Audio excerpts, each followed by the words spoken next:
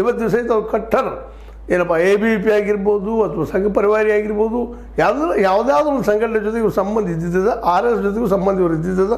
ಹೀಗಾಗಿ ಇದು ಅವ್ರೊಳಗಿನ ತಿಕ್ಕಾಟ. ಕೆಲವೊಬ್ರು ಹೇಳ್ತಾ ಇದ್ದಾರೆ ಇಲ್ಲ ಆ ಒಂದು ಪ್ರಭಾಕರ್ ಕಲ್ಲಡ್ ಮತ್ತು ನಮ್ಮ ಏನು ಹೆಗ್ಡೆ ಅವ್ರ ಮಧ್ಯದ ಅಥವಾ BL ಸಂತೋಷ್ ಮತ್ತು ಈ ಒಂದು ನಮ್ಮ ಪ್ರಭಾಕರ್ ಕರ್ನಾಟಕರ ಮಧ್ಯದ ತಿಕ್ಕಾಟಗಳು, ತಿಮ್ರೋಡಿ ಈ ಒಂದು ಕನ್ನಡಕರ ಪರವಾಗಿದ್ದಿದ್ರೆ BL ಸಂತೋಷರು ಹೆಗ್ಗಡೆ ಅವ್ರ ಪರವಾಗಿ ಹೀಗೆಲ್ಲ ಏನೇನು ಚರ್ಚೆ ಅದಾವೆ. ಇದರ ಅರ್ಥ ಏನಪ್ಪ ಅಂದ್ರೆ ಇಲ್ಲೆಲ್ಲೂ ಈ ಒಂದು ಸರ್ಕಲ್ದಲ್ಲೇ ಒಬ್ಬ ನಕ್ಸಲನ ಹೆಸರಾಗಲಿ ಅಥವಾ CPIM CPMದ ಉಗ್ರವಾದದ ಇದ್ದಂಥ ಸಂಬಂಧಿತ ವ್ಯಕ್ತಿ ಹೆಸರಾಗಲಿ ಇಲ್ಲಿ ಬರ್ತಾ ಇಲ್ಲ ಅನ್ನುವಂಥದ್ದು ಒಂದು ಆಶ್ಚರ್ಯಕರ ಸಂಗತಿ. ಏನಪ್ಪ ಅಂದರೆ ಎಲ್ಲದಕ್ಕಿಂತ ಹೆಚ್ಚಿಗೆ ಈ ಸೋಮನಾಥ್ ನಾಯ್ಕ್ ಅದರಲ್ಲೂ ಅಲ್ಲಿ ಒಂದು ಗಾಳತನ ಆಗಿರ್ಬೋದು ಅಥವಾ ಭೂಮಿ ಬಡವರಿಂದ ಕಸ್ಕೊಂಡಿದ್ದಾಗಿರ್ಬೋದು, ಅಲ್ಲಿ ಒಡೆದು ಚೇಂಜ್ ಮಾಡ್ಕೊಂಡಿದ್ದಾಗಿರ್ಬೋದು, ಅಲ್ಲಿಯೇ ಮಂಜುನಾಥ ದೇವಾಲಯದ ಇರುತ್ತಿರುವ ಸ್ಥಳದ ಬಗ್ಗೆ ಆಗಿರ್ಬೋದು, ಆ ಸ್ಥಳ ಇವ್ರು ಹೆಂಗೆ ತಮ್ಮಂತೆ ಮಾಡ್ಕೊಂಡ್ರು ಹೆಗ್ಗಡೆ ಅವರು ಅನ್ನೋದಾಗಿರ್ಬೋದು, ಆ ಕ್ಷೇತ್ರದ ಸ್ವಂತದ ಆಸ್ತಿ ಹೆಂಗೆ ಮಾಡ್ಕೊಂಡ್ರು ಅನ್ನೋದಾಗಿರ್ಬೋದು, ಇದೆಲ್ಲದರ ಬಗ್ಗೆಯೂ ಸ್ಟ್ರಾಂಗ್ ಆಗಿ ಮಾತಾಡುವಂಥ ಅದಕ್ಕೆ ಪ್ರಶ್ನೆ ಕೇಳುವಂಥ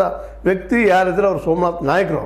ಆ ಸೋಮನಾಥ್ ನಾಯ್ಕರು ಸಹ ಯಾರಪ್ಪ ಅಂತಂದ್ರೆ ಒಂದು ಕಾಲದ ಅತ್ಯಂತ ಆತ್ಮೀಯ ಹೆಗ್ಗಡೆಯವರ ಮಿತ್ರರು ಅಥವಾ ಅವ್ರ ಸಹಪಾಠಿ ಅನ್ನೋಕ್ಕಿಂತಲೂ ಮಿತ್ರರು, ಜೊತೆಗಾರರು ಅಂತೇಳಿ ಸ್ಪಷ್ಟವಾಗಿ ಇವತ್ತು ತಿಳಿದು ಬರ್ತಾ ಇದ್ದಾರೆ. ಇಂಥ ಒಬ್ಬ ಸೋಮನಾಥ್ ನಾಯ್ಕರವರು ಇವತ್ತು ಯಾಕಪ್ಪ ಈ ಪ್ರಶ್ನೆಗಳು ಕೇಳ್ತಾ ಇದ್ದಾರೆ ಅಂದರೆ ಅವ್ರು ಅನ್ಯಾಯ ಆಗಿದ್ದನ್ನು ಸ್ವತಃ ನೋಡಿದ್ದಾರೆ. ಆ ದಿಶೆಯಲ್ಲಿ ಒಂದು ದೊಡ್ಡ ಕರ್ಮಕಾಂಡ ಹೆಗ್ಗಡೆಯವರ ಧರ್ಮಸ್ಥಳದ ಹೆಗ್ಗಡೆಯವರ ಕರ್ಮಕಾಂಡದ ಪುಸ್ತಕ ಪ್ರಕಟ ಮಾಡಿ ಹಂಚ್ತಾ ಇದ್ದಾರೆ. ಅದನ್ನು ನಾವು ಶೃಂಗೇರಿ ಸ್ವಾಮಿಗಳ ಮುಂದೆ ಅದು ಇಟ್ಟು ಬಿಟ್ಟಿದ್ದಾರೆ. ಇಲ್ಲ ಹೀಗೆಲ್ಲ ಇದ್ದಾರೆ, ಇಂಥವ್ರಿಗೆ ಸಪೋರ್ಟ್ ಮಾಡುವಂಥದ್ದು ಬೇಡ, ಇದು ಧರ್ಮ ಅಲ್ಲ, ಇದು ಅಧರ್ಮಕ್ಕೆ ಸಪೋರ್ಟ್ ಮಾಡಿದಂಗೆ ಆಗ್ತದೆ ಅಂತ ಮಾತನ್ನು ಇವರೆಲ್ಲರೂ ಕೂಡ ಹೇಳಿ ಬಂದಿದ್ದಾರೆ.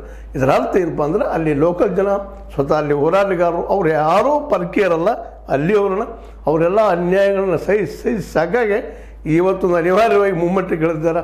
ಅದು ಇಡೀ ರಾಜ್ಯ ತುಂಬ ಹಬ್ಲಿಕ್ಕೆ ಮಾತಪ್ಪ ಅಂತಂದ್ರೆ ಈಗ ನಡೆದಂಥ ಈ ಮೂಮೆಂಟ್ದಲ್ಲೇ ವಿರೋಧ ಚಳವಳಿಯಲ್ಲೇ ಜನ ಎಲ್ಲ ಜಾಗೃತರಾಗಿ ಹೌದು ಇದು ಎನ್ಕ್ವೈರಿ ಆಗಲಿ ಅಂತ ಹೇಳ್ತಾ ಇದ್ದಾರೆ. ಆ ಸಂದರ್ಭದಲ್ಲೇ ಈ ಅಂಗಾಂಗದ ಬಗ್ಗೆ ಒಂದಿಷ್ಟು ಸಂಶಯ ಬಂತು, ಅದನ್ನು ಪ್ರಶ್ನೆ ಮಾಡ್ತಾ ಇದ್ದಾರೆ.